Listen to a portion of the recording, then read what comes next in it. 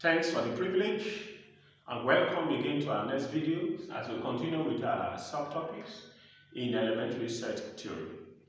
Now today we're going to talk about Venn diagrams, and I believe this will be come to a conclusion in terms of the subtopics in elementary set theory. So today we're going to look at Venn diagrams.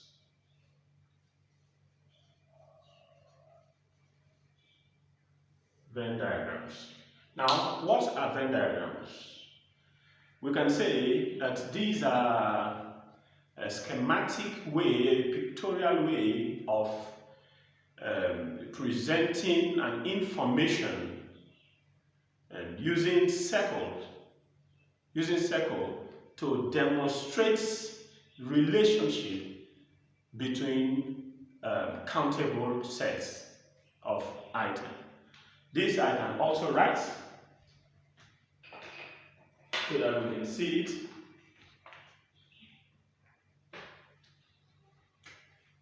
can say that Venn diagrams, these are or is a schematic presentation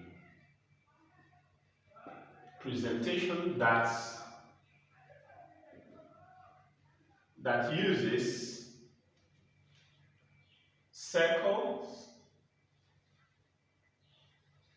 to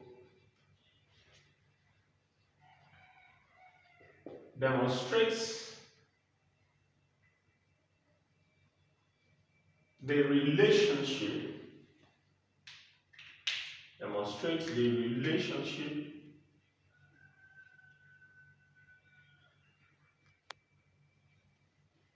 between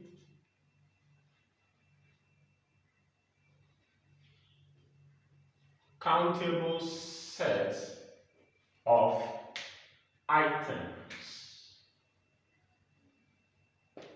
Countable sets of items. A schematic presentation that uses circles to demonstrate relationships between countable sets of items. Now, if we consider, say, a set A, where we have said that it's a collection of all well-defined elements, let's consider a set, say, universal sets U, where its elements are countable, are natural numbers less than or equal to 10, and less than or equal to 10. Let's also consider other sets, say A, where its elements are some positive even numbers. Let's consider another one, say B, a set where its elements are 1, 3, 7, and 9. 1, 3, 7, and 9. Let's consider these three sets where one is a universal set and the other ones are subsets of the universal sets A and B. Now, if we are to, we said it's a way of representing an information using circles to demonstrate relationship. We will get to that, but this information that we have here, this piece of information that we have, we can present it in terms of Venn diagrams using circles. That's what we want to do. And in doing that, we have, first of all, the universal sets. The universal set is usually denoted with a rectangular box. This is the universal set. And in it, we said we have numbers, natural numbers that ranges from 1 to 10. And we have other subsets other sets which are subsets of the universal set, which are A's and B's.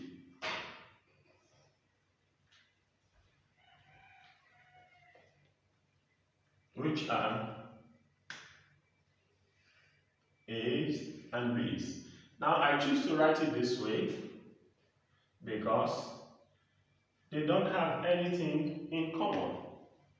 Now the elements that we have in A are 2, 4, and 6.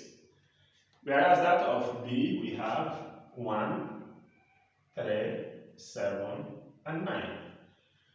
These are all subsets of the universal set. But in the universal set, if we look at it carefully, you can see that there are still some numbers that are not in this subset, making these ones proper subsets of the universal set. Now, what are those elements? You can see that 10 is there. That is not in A and B, but in the universal set. We have 8. 8 is also there. 1, 2, 3. 1, 2, 3, 4. 5 is not also there. 5 is not also there. So we have 1, 2, 3, 4. Now 5, 6, 7, 8, 9, 10. Now if we look at it now, all the elements that we are to have in the universal set are now complete. And for that of A is also contained in the universal set, and B is also contained in the universal set. Now, this is another way of presenting this type of information. This is another way, and this method is called the Venn diagrams. The Venn diagrams. Now let's consider other pattern of presentations where we said, because we said is to demonstrate relationships, and in it we have said in our previous classes we have talked about set operations, where we talked about the combination, the subtraction, and all knots, intersections, and all other ones, the differences. Now let's consider another Venn diagram. Say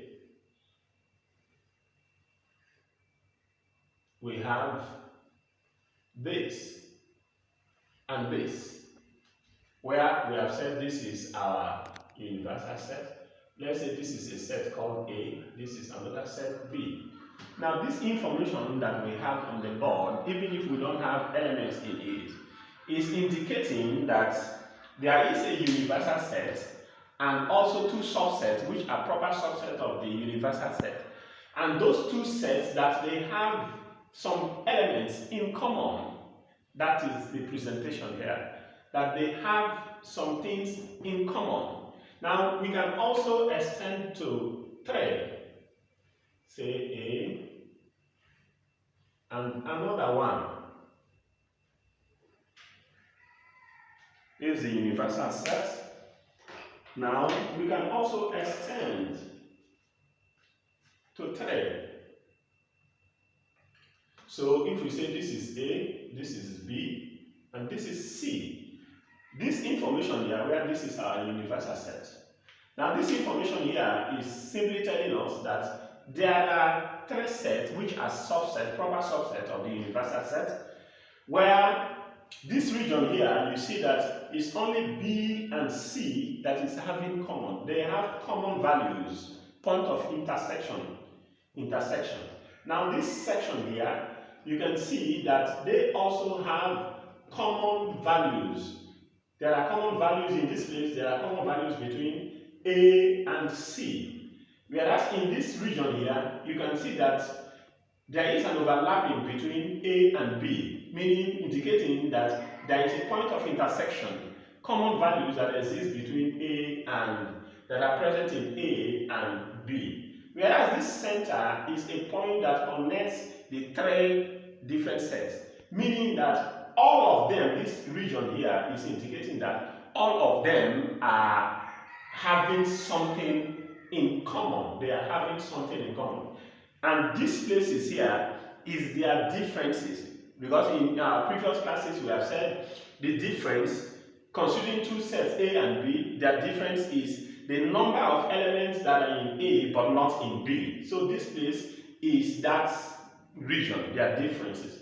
Now this one is also their differences. This one is also their differences. Now if we come outside of these three circles out, then we are talking about their complements. Their complement, because we said the complement of a set, say A, are those elements that are in the universal set, but not in those sets. So any element that we are having here implies their complement. Like in this first instance that we consider, you can see that these ones here are their complements, the things they don't have but in the universal set. So these the ones are their complements, while these ones are their various sets, though they are disjoint sets because they don't have anything in common. Whereas this presentation here is telling us that they have something in common. So now let's consider a set, say A, where its elements are 2, 3, 4, and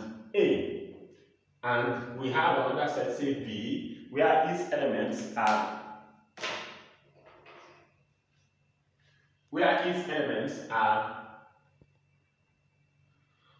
1,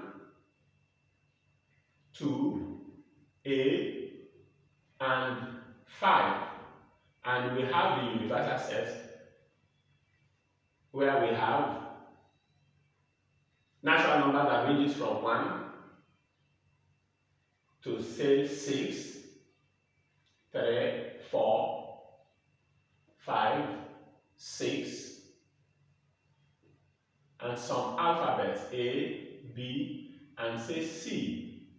Now these are universal set. Now if we want to write this information in this Venn diagram, this is what we have. Now this is what we will have, because if you look at A and B, they have some point of intersection. They have some things in common.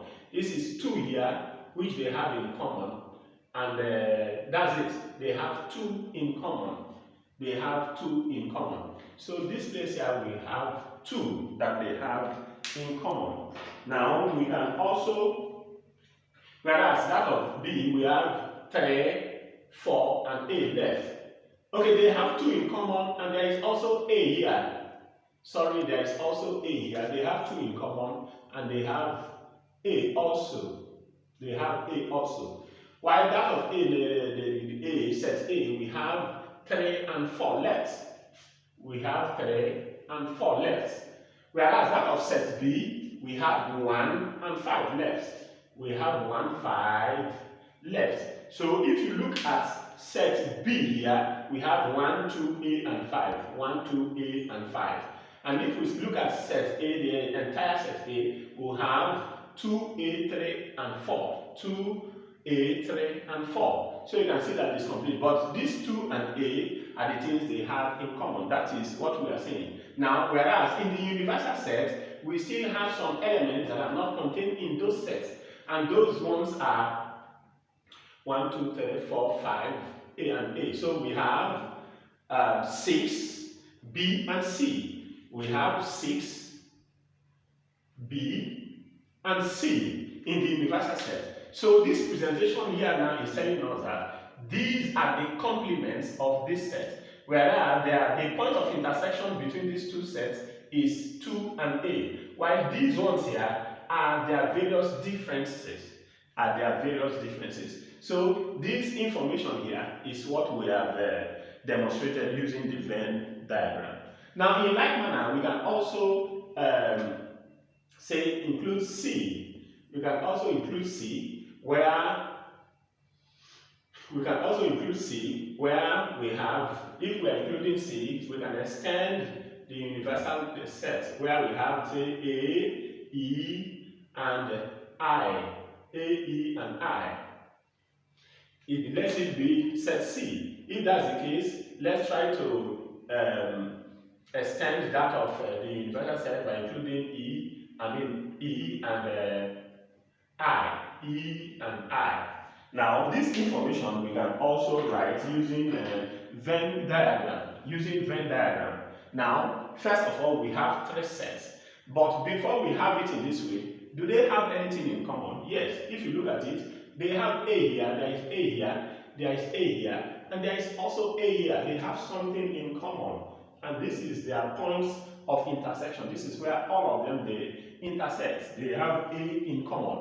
And if we look at it, we can also see that after that A, they don't have anything in common. The three sets do not have anything in common. But two sets may have something in common. So first of all, this is the region where A and C interlap. This is where they interlap. So let's consider that one. Do they have anything in common, A and C? If you look at it, A and C, apart from the A, they don't have anything in common. So this place, there is nothing here. This place, there is nothing here. Now let's come to this other region, C, and this region is where the B and C interlap. So this place, let's see if they have anything in common, because that's their point of intersection, C and B. C and B, do they have anything in common? Apart from A, they don't have anything in common. So nothing also will be here. And lastly, let's consider A and B. A and B, do they have anything in common? A and B, they have two in common, and they have A in common. They have two in common, and they have A in common. Now in set A, now let's look at their differences, what they have that others do not have. For that of C, the things C has but are not, that is the difference, is E and I, but not in the other set. So we have E and I. E and I are in C, but not in the other set. So this is the region where we're going to write it, and that's the difference. And that of B, what are the things that are not contained in the other sets, but B is having? We have 1, we have and 5, 1 and 5. We have 1, B, we have 1 and 5. Whereas for that of A, we have 3 and 4. For A, we have 3 and 4. We have 3. We have 3 and 4. Now, is that all? No, that is not all. For the various sets, for the various subsets, all of them are complete. How do we know? Now, if you concentrate on C, C is having 3 elements. And C is containing the 3 elements, A, E, and I. And that is what we have here. For that of B, we have 1, 2, A, and 5. For that of B, we have 1, 2,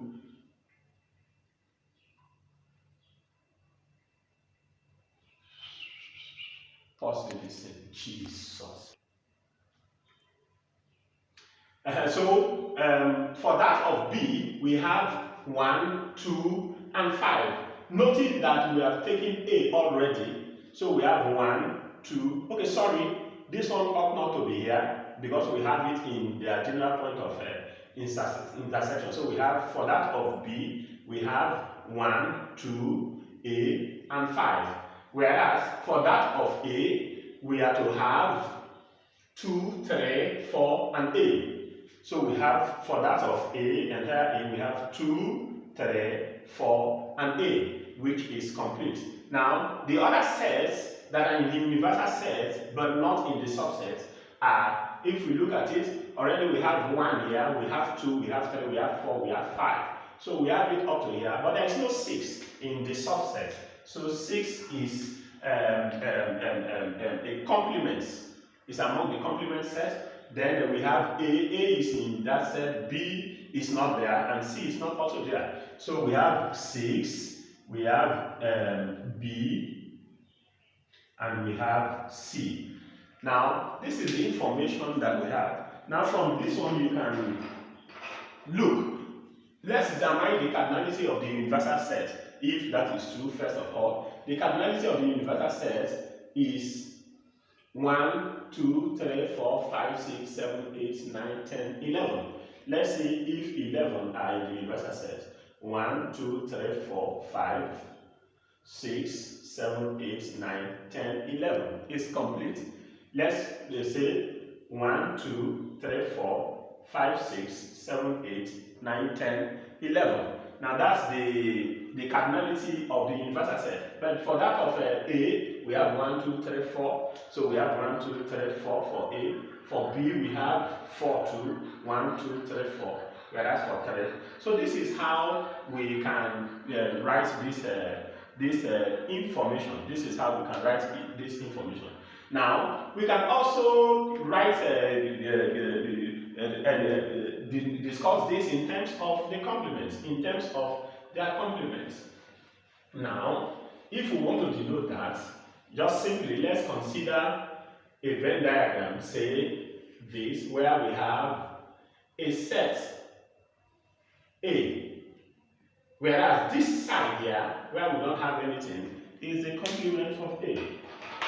This side here is the complement of A, is the complement of A, because we said those sets that are present in the universal set, but not in that set, is what we have to be the complement. So, for example, if we say, let our universal set be all vowels A, I, E, O, U,